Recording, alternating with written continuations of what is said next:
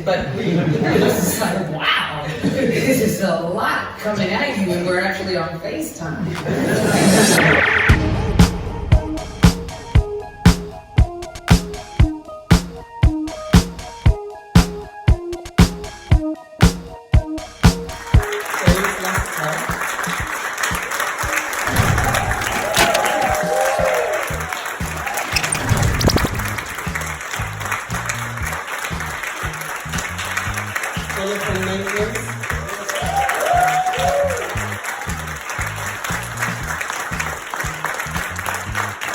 Regina King.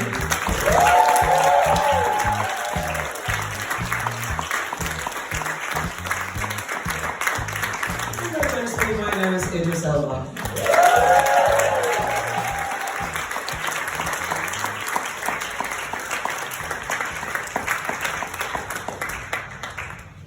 Welcome everybody, and congratulations first and foremost. Maybe BBC One. Because them dudes were just hammering us with westerns, like just growing up. And then BBC Two, right? Just growing up, I was always watching westerns. I love cinema, cinephile. The genre of the Old West was always just alluring to me.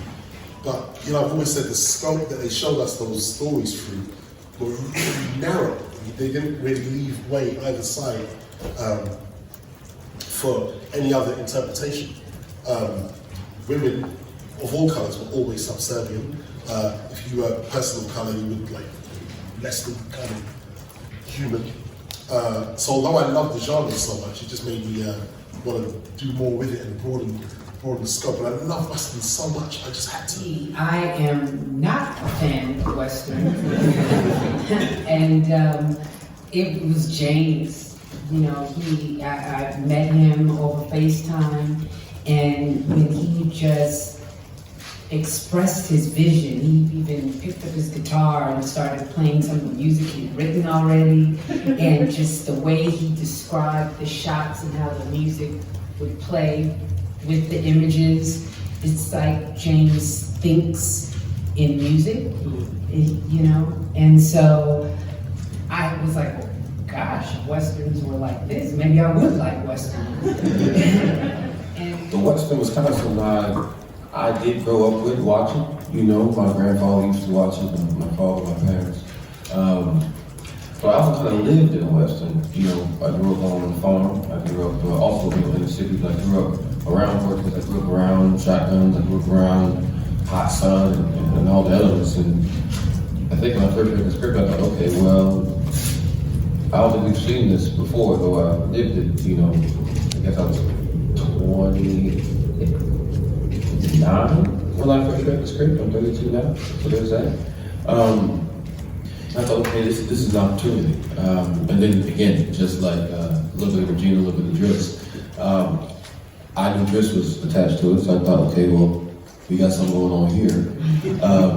And then I too spoke with Jeymes, and Jeymes does live and speak and articulate kind of life through a Western. You know, there's something about the danger of a Western, there's something about the feral grind of the nature of Western. You know, you're in the nature, you're dealing with some real morality, you're dealing with some real fate, you're on the frontier, you're trying to figure it out. And I was excited to try to jump into that. Like Regina, I've never been a fan of Western. Where I grew up,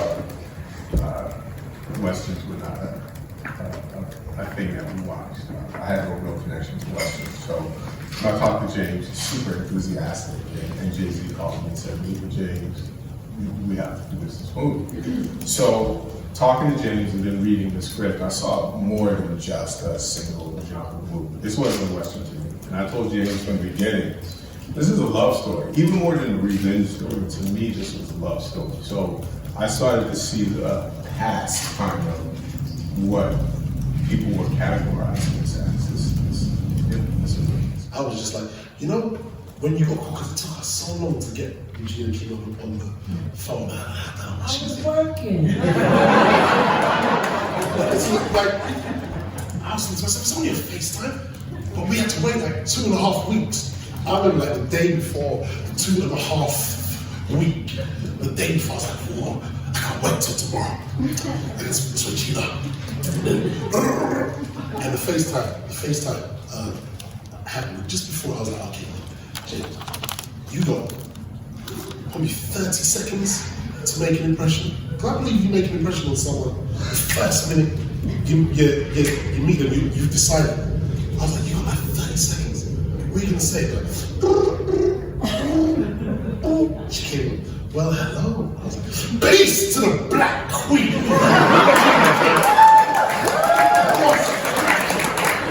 Okay, so look, here's what I'm making. And then I picked up the guitar, it's like, this was I was like,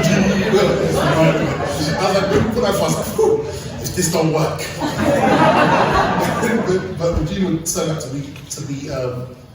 be as enthused for this project as I did. So I managed to really get the exact cast that I wanted. It was a dream cast. But it's like, wow, this is a lot coming at you when we're actually on FaceTime. But just his enthusiasm and his clarity, you know, we talk about first-time directors. There's nothing first-time directorish about James. I've seen directors or worked with directors who've been doing this much longer than James not have the clarity that he has. He's lived, breathed every single shot before any of us, you know, came to the table, and it came through. And it was very clear that he's a collaborator. I like to be a part of projects where it's collaboration. I'm not really interested in a my, me type of thing, because it's impossible to tell a story without all of the story. What jumped out at you when you read the character description of Rufus Buck? Good question. I mean, I think, you know, knowing that, you know, some of these characters are all, you know, real people or whatever. Rufus Buck was just really, interestingly, he was very young at the height of his reign. He was probably about 20 or 19. He was a biracial man, black and Native American, and his gang, I mean, it looked like something out of Bugs in the Lone, with little guys like this, you know. This is the Rufus Buck gang. And so I really, you know, had that to look at and thought about James's reimagination of it. And it became super appealing because here I was allowed to sort of bring this character to life and place him into James's universe, right? So he's a ruthless guy, but he's also a guy that essentially is progressive in thought. You know, Rufus is about a time where, you know, black people were being not only marginalized but moved from town to town and not allowed to stay in the major towns. This was a man that was trying to create the town and a safe space. And then we were in the West. So the most interesting part about the process was what happened between 10 years old and 33.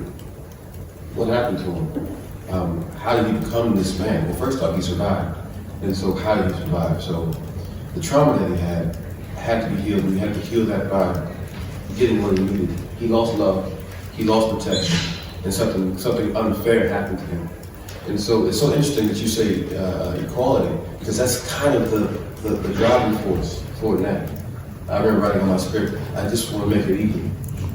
Me and Jay's relationship goes back quite since we had worked on The Great Gatsby together. A few years before that, we were working on a rapper called Jay Electronica's album. You know, so we go back. Working with Jay is just like breathing. He's really giving and generous, much like everyone here. He's really generous collaborator. But the interesting thing with Jay is he's super semi-literate.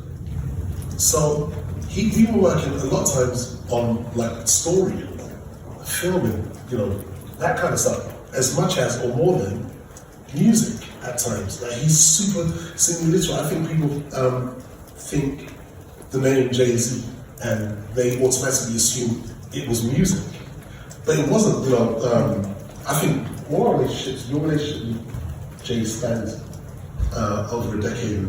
You know, he's a real film fan and is as knowledgeable about westerns as someone else, and just filming on it. In terms of bringing such characters to life on screen, and is that something which you personally face with in your lives as well, where there's been a time where you've been faced with rough circumstances, but there's also been that time of redemption and empathy too?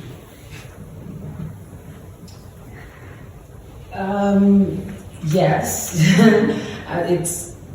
I think for me and Idris and I, we tend to, you know, mirror the same sentiment a lot of times, but I kind of think that as far as the character is concerned, if it's not rooted in heart, then I'm not interested as an audience member, and I'm reading something as an audience member first. Whether it's a comedy, a drama, whatever, if there's not heart to it, that's what keeps you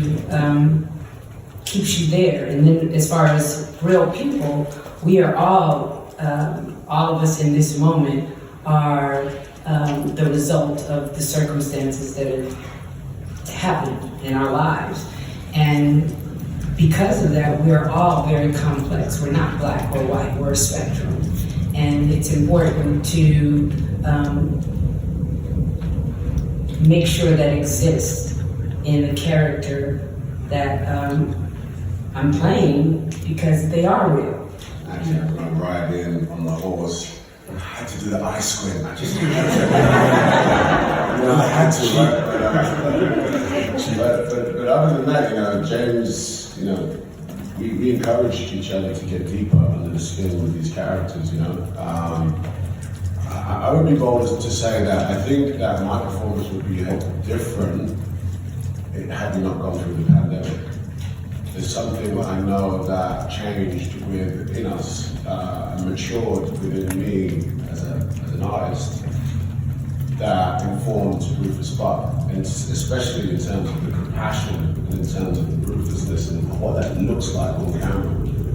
On page, he's like scary, you know what I'm saying? But you know, we wanted to dig deeper than that and figure out who's underneath that.